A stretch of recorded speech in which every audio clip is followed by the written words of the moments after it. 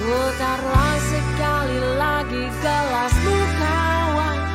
Kita kawan bukan lawan.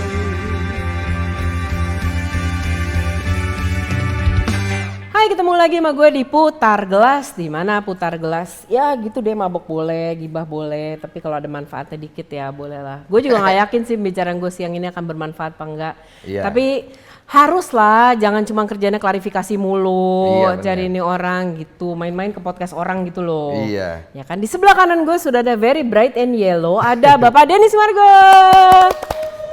Bagus hostingnya. Hah? Bagus hostingnya bagus. Tahu. Gue gak nyangka lu bisa hosting. Kan gue host dari dulu. Iya kan bapak ini kan orang baru di dunia Oh betul, ini. betul. Ibu kan udah legend. Dia lahir kemarin. Iya. Oke, baik. Dari telur. Iya benar. Anyway, lo sukses, lo berhasil, lo terkenal. Lo lahirnya udah gitu, tajir, terkenal, sukses. Enggak dong. Kayak apa kecil? Jadi kan gue dulu ceritanya itu si nyokap ini anak orang paling kaya di Sulawesi. Dia lahirnya memang kaya kalau nyokap. Banyak emasnya dari kecil karena memang anak orang kaya. Terus dia nikah sama bokap gue ini orang, kalau kita bilang bukan orang Chinese ya. Dia itu orang Padang Oke. yang merantau di Sulawesi, di Luwuk Banggai. Luwuk Banggai. Nah, karena kakek gua sama nenek gua itu memang sangat lebih kepengen Chinese, nikah sama Chinese. Jadi nyokap gua karena mau maksa nikah sama bokap gua, dibuang, dikeluarin dari keluarga. Jangan dibuang kasar ya. Dikeluarin dari keluarga. Jadi kalau lu mau nikah ya udah, lu keluar dari keluarga. Nyokap gua tetap maksa untuk jalan sama bokap nih. Jadi keluar dari keluarga. Nah, ternyata pada saat hamilnya gua, si bokap sama nyokap berpisah karena mereka ternyata nggak cocok. Nyokap gue ngerasa bokap gue terlalu keras dan nggak peduli, sampai akhirnya nyokap gue dia sendiri, hidup sendiri. Nah, hidup sendiri kan dia nggak punya backupan apa-apa nih. Jadi dia Udah jauh dari keluarga juga ya? udah jauh dari keluarga, jadi dia itu miskin. Nah, dia itu ngelahirin gua di rumah sakit. Dia melakukan perjalanan jauh 2 hari naik kapal untuk dari Luwuk Banggai itu ke Makassar. Itu dia pakai semua harta yang dia punya lah dari sisa-sisaan yang dia bawa. Termasuk waktu melahirkan gue di rumah sakit, uangnya nggak cukup. Jadi dia harus keluar dulu dari setelah bersalin untuk cari uang untuk nebus gue di rumah sakit. Nah, dari situ kita start tuh, awal mulai cerita gue. Bertumbuh dewasa, remaja dengan hidup dari satu rumah ke rumah lain. Gue harus dititipin karena si nyokap ini nggak bisa bawa anak di tempat dia kerja. I see. Gitu. Oke, pada saat dia kerja lo dititipin. Iya. Terus sampai umur berapa begitu? Gue itu sampai umur 17 masih dititipin, dan begitu gue selesai 17 itu gue mulai merantau di Jakarta untuk cari hidup. Itu gue numpang juga sih akhirnya, tetap juga. Dan tidak punya rumah itu sampai di usia 20-an. Lo di Luwuk sampai umur? Di Luwuk itu gue masih bayi, gue masih, itu gue masih di dalam kandungan. Jadi begitu gue di dalam kandungan, nyokap melahirkan di Sulawesi. Makassar, Setelah udah melahirkan, sempat gue dibawa di Luwuk sebentar, terus balik lagi ke Makassar. Jadi gue hidup berpindah-pindah, karena nyokap ini nyari tempat yang dimana gue tuh bisa aman. Nah, pilihan terbaik saat itu adalah dititip dulu ke rumah saudara, rumah teman, rumah kerabat. Jadi gue berpindah dari satu rumah ke rumah lain. Jadi gue mengenal banyak sekali rumah-rumah orang yang bukan rumah gue. Lo anak sendiri ya? Anak tunggal. Jadi di situ gue belajar cuci piring, cuci baju, nyetrika, hidup seadanya. Makan juga harus tahu diri. Karena gue pernah tinggal di satu rumah di mana dia kan juga lagi susah. Gue kan masih kecil, emang kebetulan makan gue banyak. Kadang-kadang tuh gue ngabisin makanan banyak dan mereka ngerasa kayak gue jadi beban. Nah, gue harus tahu diri nih. Nyokap juga harus ngasih lah minimal untuk supaya gue buat makan di situ. Jangan lah. Iya gitu. Jadi ya gue harus belajar hidup survive dari gue masih bayi. Harus survive. Berarti lo sekolah juga pindah-pindah tuh ya? Pindah-pindah gue sekolah. Gue harus beradaptasi dengan lingkungan baru, teman-teman baru, tapi gue jadinya nggak percaya diri karena gue ngerasa orang lain kok beda banget sama gue. Apa yang perbedaan yang paling lo rasain? Mereka punya keluarga, mereka punya rumah, mereka punya tempat, mereka punya TV. Gue punya TV, gue kalau nonton TV ke rumah tetangga ngintip-ngintip gitu, nonton dari luar gitu. Mereka punya sepeda, gue nggak punya sepeda, gue harus ya nunggu boleh diajak gak nih. Gue juga mau, gue bukan orang yang pede. Kalau orang yang sepeda, gue enggak, gue lebih kayak, aduh moga-moga diajak ya gitu. Jadi lebih ke percaya diri rendah, percaya diri rendah. Pada saat anak umur-umur tertentu pasti ya teman-teman suka kepo apa segala. Kalau pas kecil orang nanya, kalau nggak ada bokap, bokap lo mana? Lo jawabnya apa? Oh, nggak ada sih yang nanya ya. Seinget gue nggak ada ya. Mungkin ada tapi gue pura-pura lupa kali. Nah biasanya pun kalau orang nanya mungkin gue bilang bokap gue emang nggak ada gitu. Udah gitu aja. Lo sendiri pernah mempertanyakan atau lo memang udah dijelasin dari kecil? Gue tidak pernah mempertanyakan itu. Karena sudah dijelaskan atau lo nggak mau tahu? Gue nggak mau tahu. Karena yang gue tahu adalah hidup gue udah susah. Gue tiap hari harus mengurusi hal-hal yang belum pada waktunya. Gue tuh harus cuci piring bos, gue harus ngepel, gue harus membersihkan rumput di depan rumah, gue harus bersihin got. Terus ada juga rumah di mana gue tinggal, gue harus bawa anaknya ke ke taman kan main gitu. Jadi maksudnya itu semua bukan salah ya. Cuman gue tidak punya waktu lagi untuk memikirkan hal lain karena gue punya banyak kesibukan yang harus gue kerjakan dalam bentuk pertanggungjawaban gue tinggal di situ, gitu. Jadi kalau lu tanya masa-masa anak kecil yang lain akan sangat berbeda dengan masa gue gitu. Dan gue tidak menjadikan itu sebagai pembenaran gue, tapi gue menjadikan itu sebagai kekurangan gue. Maka gue coba untuk hidup dari kekurangan gue itu. Intinya gue dari kecil itu cuma berusaha untuk bertahan hidup. Lu jangan tanya sama gue, lu pernah punya mimpi? Nggak ada mimpi gue, gimana mau mimpi? Orang kita mau bertahan hidup aja susah.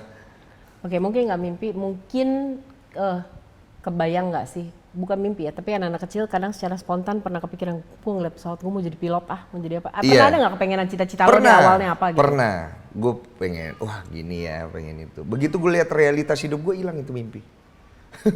Jadi kayak, oh gue pengen jadi pesawat. Begitu gue lihat di kamar gue hanya ada tembok gitu ya. Gue sering ngobrol sama tembok, sering banget ngobrol sama tembok. Gue nggak punya teman karena gue menarik diri dari pertemanan, gue malu.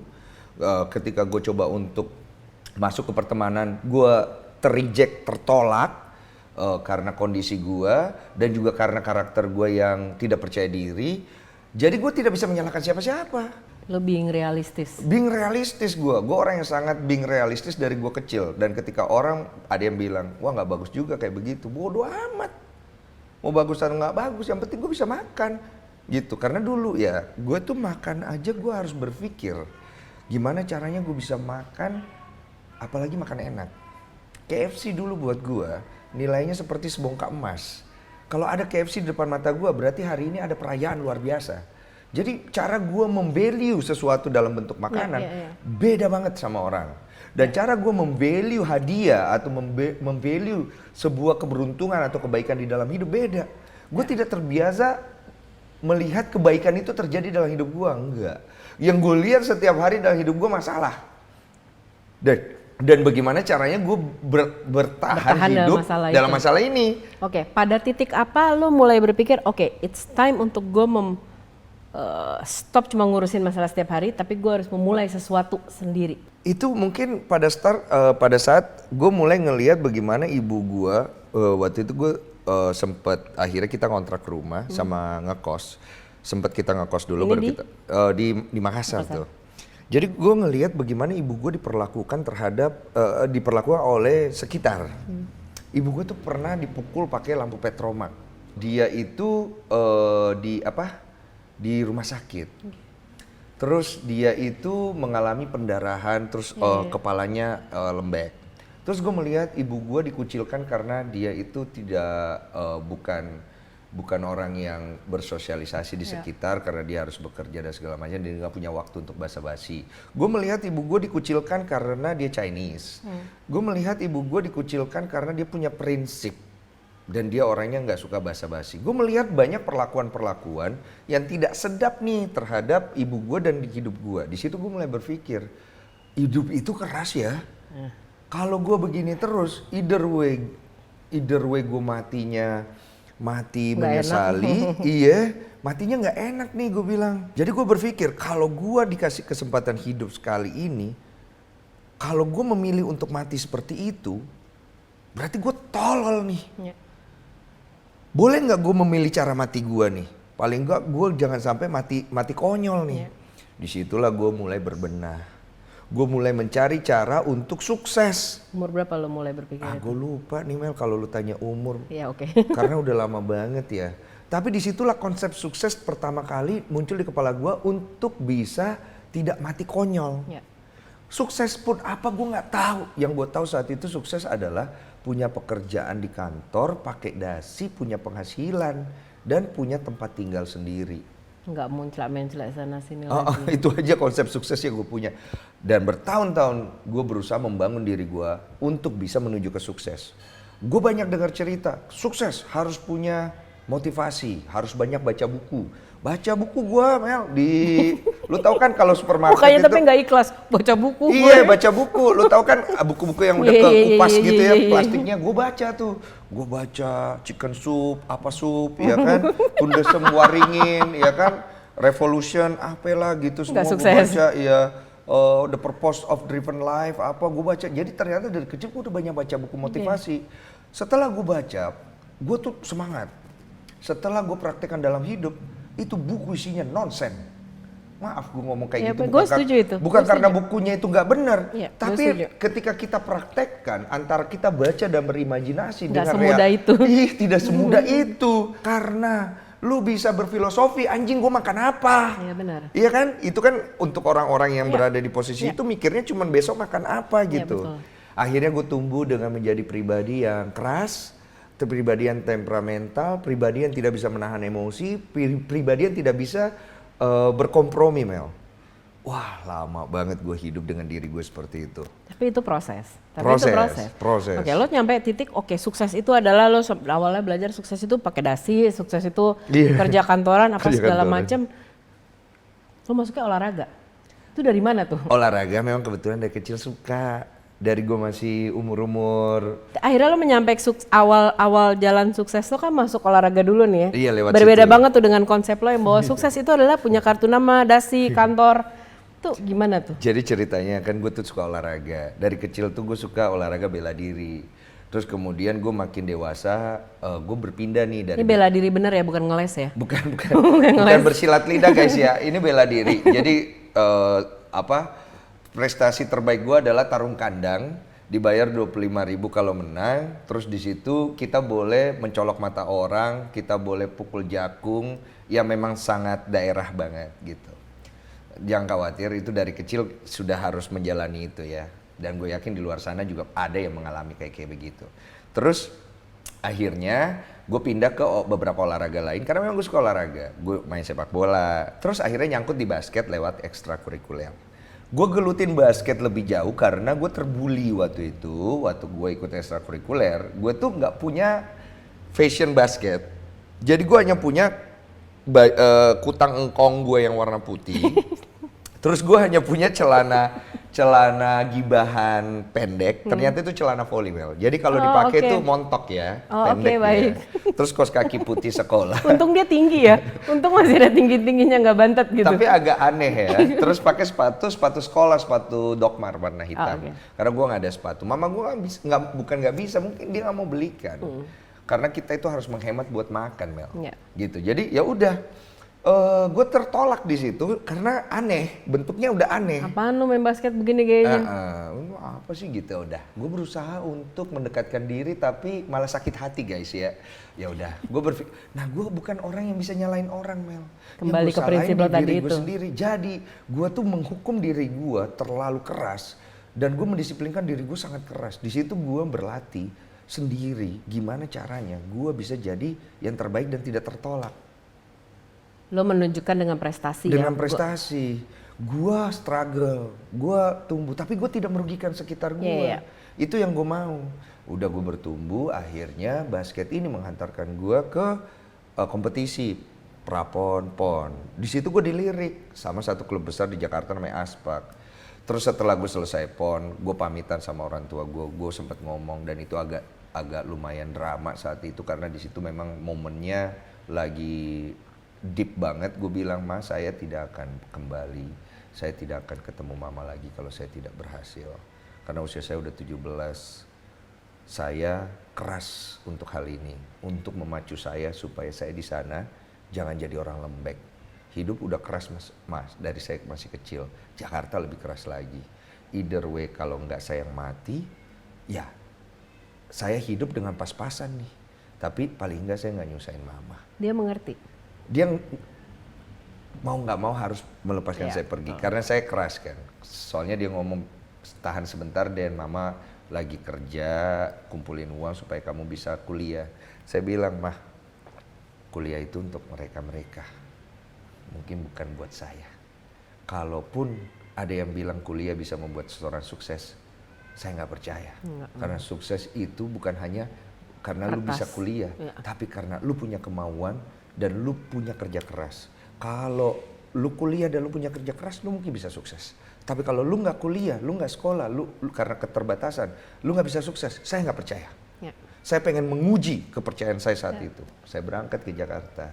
Saya masuk dari basket, saya minta beasiswa, ambil beasiswanya. Tapi itu pun saya tertolak di situ Mel, karena waktu pas PON mereka lihat tadinya tertarik. Pas gue berantem sama pelatih gue, mereka nggak interest lagi.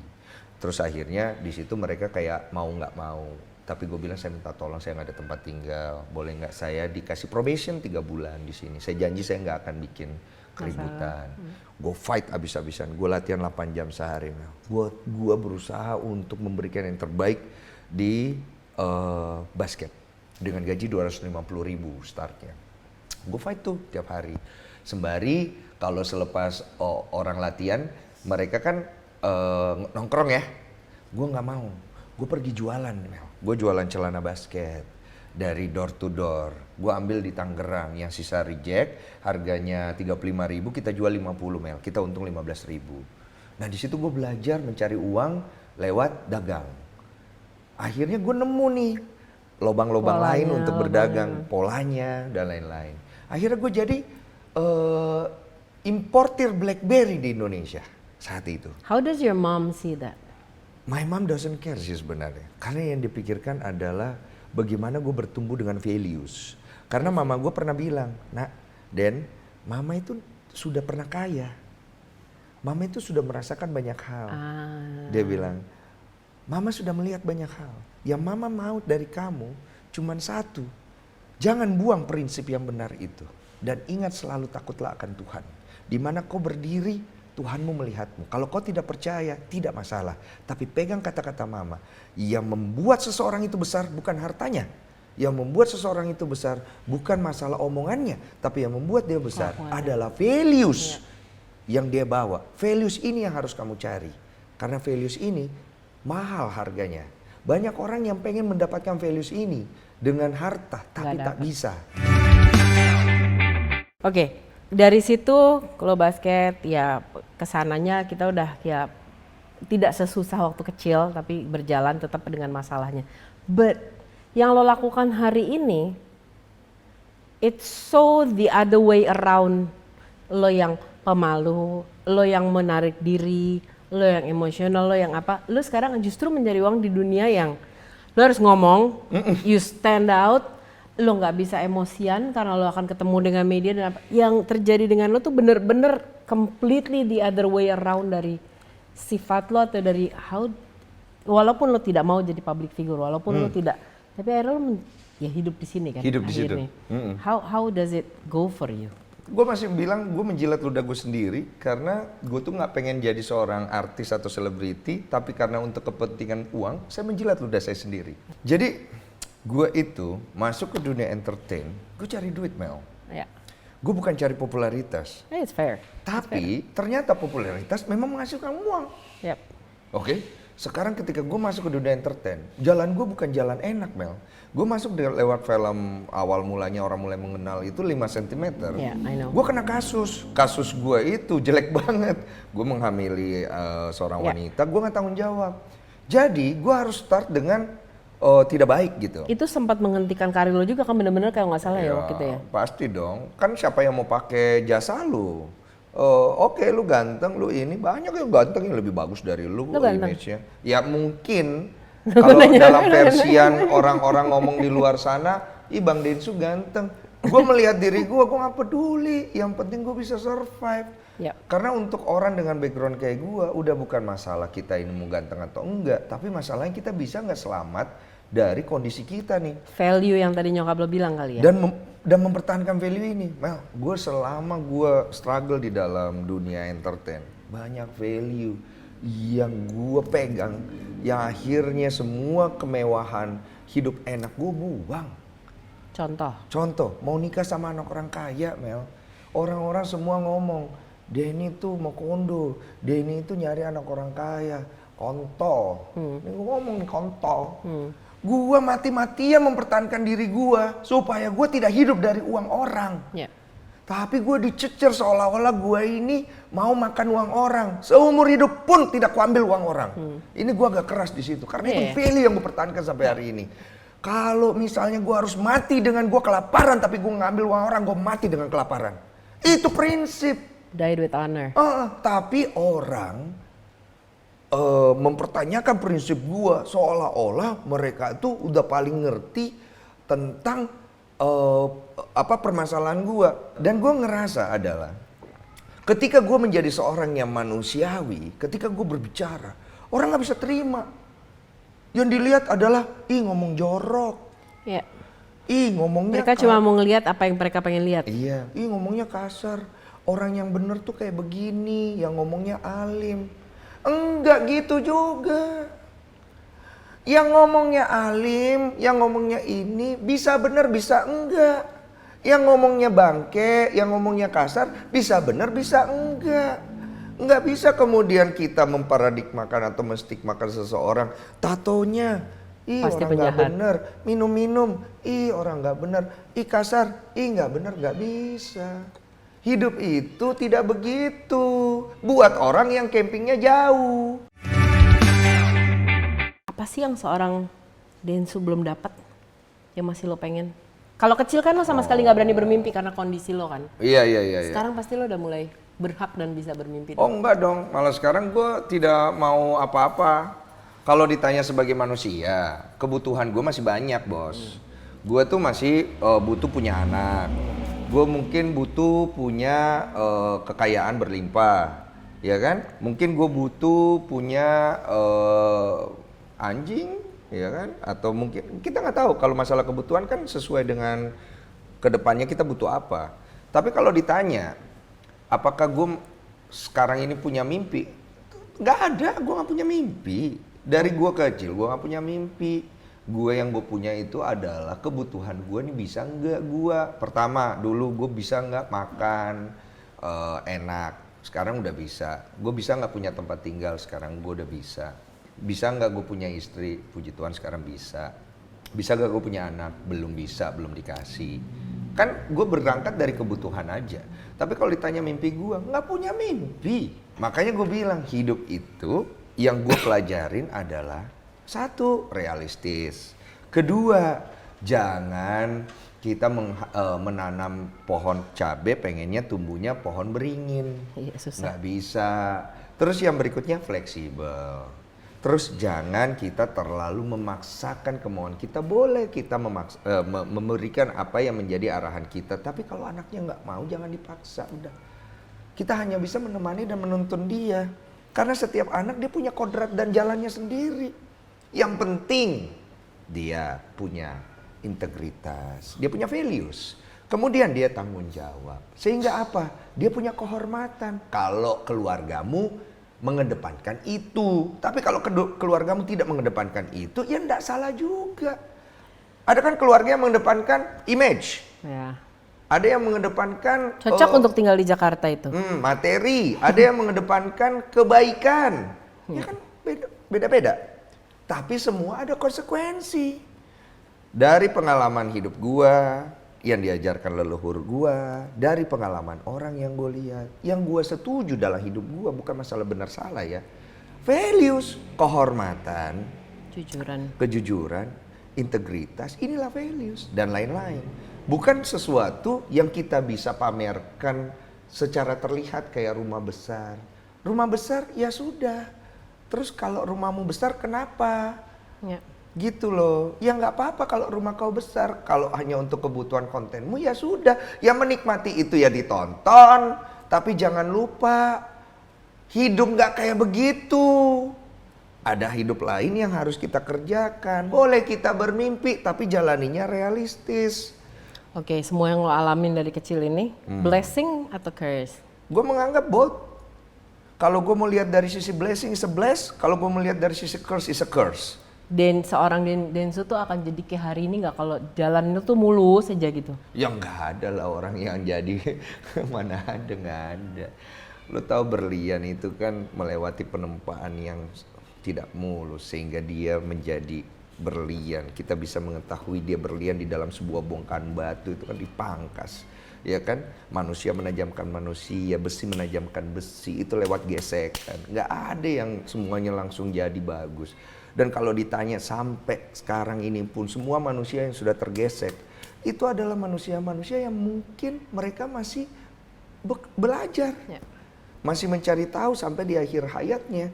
Karena tidak ada manusia yang akhirnya bisa bicara kalau dia sudah sampai di fase yang lebih baik ya sebagai seorang manusia.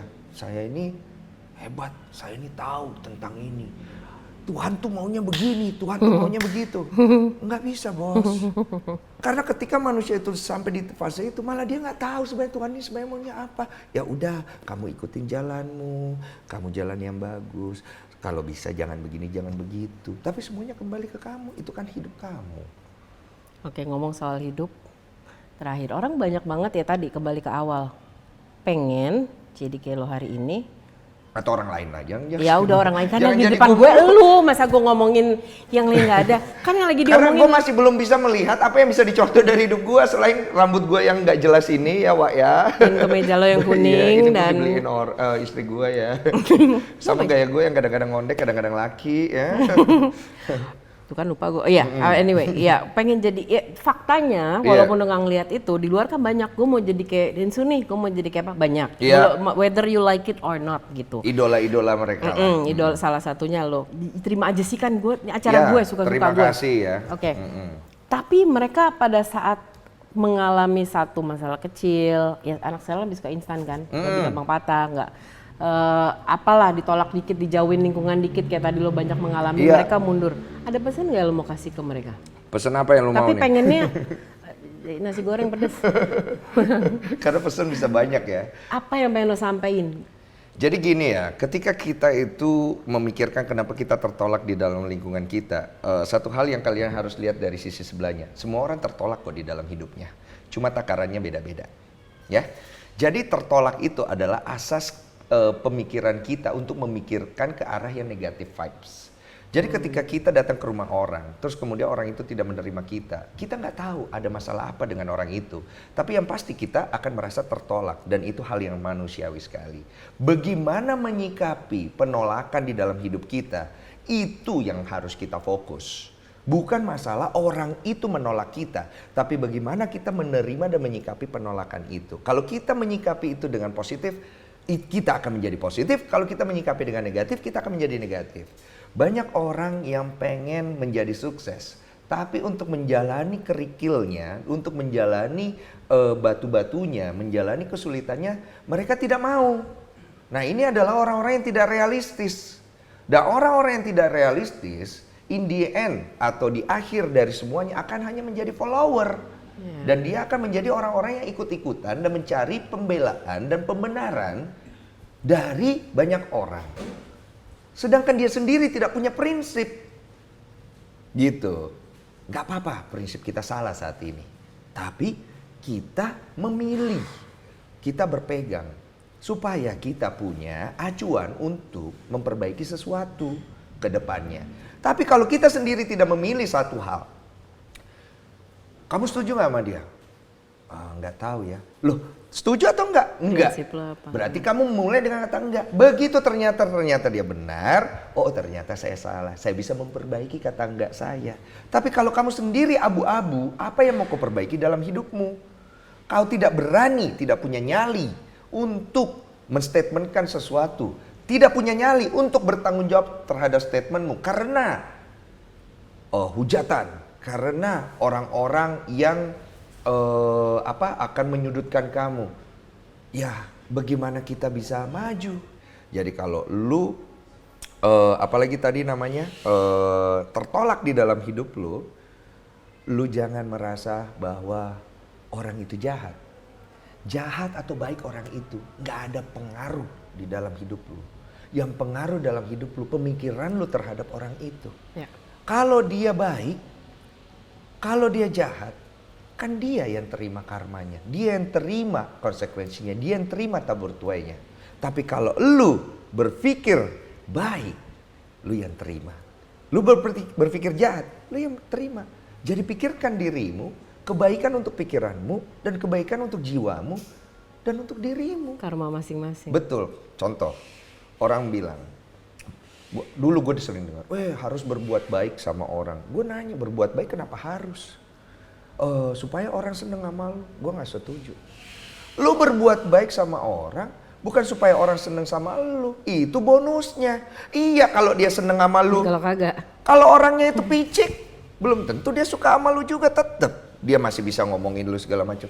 Lu berbuat baik kepada orang yang lu tidak sukain, kepada musuh lu, kepada orang yang lu sukai, bukan karena dia baik, tapi karena lu baik. Ya. Dan lu mempertahankan komitmen kebaikan, kebajikan di dalam diri lu dengan perbuatan. Gitu. Kayak gue ngomong nih ke Melanie, Mel, gila hari ini lu cantik banget ya. Terus ada orang bilang di sana, Melanie biasa aja kok dibilang cantik, penjilat nih orang. Buat dia gue penjilat. Buat gue sedang menanamkan kata-kata yang baik buat diri lu. Apa susahnya bikin Melanie seneng? Dan kalau memang dia hari ini lagi cantik, ya kenapa enggak? Kan cantik masalah perspektif masing-masing, bos. Terus kenapa gue harus bersetuju dengan perspektif cantik lu juga? Dan kemudian ada orang yang melihat, dia penjilat. Dia sedang membentuk pemikiran yang buruk di dalam dirinya. Dengan being negatif. Kenapa nggak being positif gitu kan? Itu kan begitu.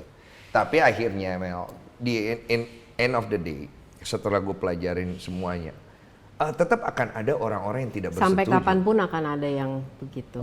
Dan walaupun kuping gue berhenti tadi di lo cantik, selesai tuh. Gue dengerin udah sampai situ titik. Lo cantik gitu sampai situ doang gue denger. And yes you are. Apalagi kalau lu udah dandan, udah ini, dia memang cantik. Gue kan lihat gitu loh. Tapi Terima kasih. maksudnya, apa susahnya sih kita memberikan kata-kata yang baik kepada orang Why itu? you have to be negative? Iya. Nggak ada. Apa susahnya sih? Kecuali kalau berbicara tentang sesuatu yang akan panjang untuk hidupnya, ya, yang akan panjang untuk hidupnya, berbicara tentang masa depannya, give them the ugly truth.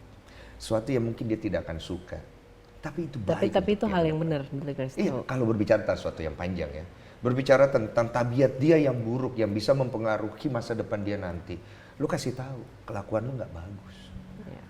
Tapi dia nggak mau dengar, itu urusan dia. Karena kalau kita berteman, kita mikirin orang panjangnya, bukan pendeknya. Karena kalau gue pengen menjaga pertemanan gue dengan tidak memikirkan masa depan dia, kalau gue bukan orang yang kayak gitu kebetulan. Gue memilih punya teman sedikit aja. Tapi paling enggak gue care dengan masa depan dia. Ketimbang banyak nggak ada gunanya. Iya. Karena gini loh Mel, kita kan berteman tuh ada yang cuma mikirin kita saat itu, ada yang mikirin kita sampai ke depan Mel. Kalau gue lebih senang mikirin dia ke depannya. Kalau saat ini dia bahagia, ya ini kan dia bahagia, kita ikutan seneng aja. Tapi kalau dia ke depan dia susah, saya nggak mau. Saya mau dia lihat dia ke depan baik gitu. Nah, mungkin ada beberapa orang yang ngerasa, itu bukan urusan gue, itu hidup dia. Ya itulah hidup kau yang tidak memikirkan kebaikan ke depannya. Yang kau pikir cuma hidup itu sekarang itu aja. Nah gitu. Oke. Terakhir, ini kan yang lo omongin value-nya bagus ya. Lo sempat Kalau ngomong bisa tadi nangkep, di kalau awal. bisa nangkep ya. Nangkep, gue nangkep banget. Di awal tadi sempat lo bilang salah satu turning point lo sampai lo akhirnya oke, gue harus menata nih, gue harus hidupnya jauh lebih baik. Itu adalah lo sempat pikir gue nggak mau nih kayak gini, matinya konyol kalau gini kan di depan. Menurut lo, kalau lo mati sekarang masih konyol atau udah lebih berguna? Masih konyol aja lah ya. Tapi udah lebih berguna. Ya mendingan daripada dulu. Oke, kita ketemu di putar gelas berikutnya.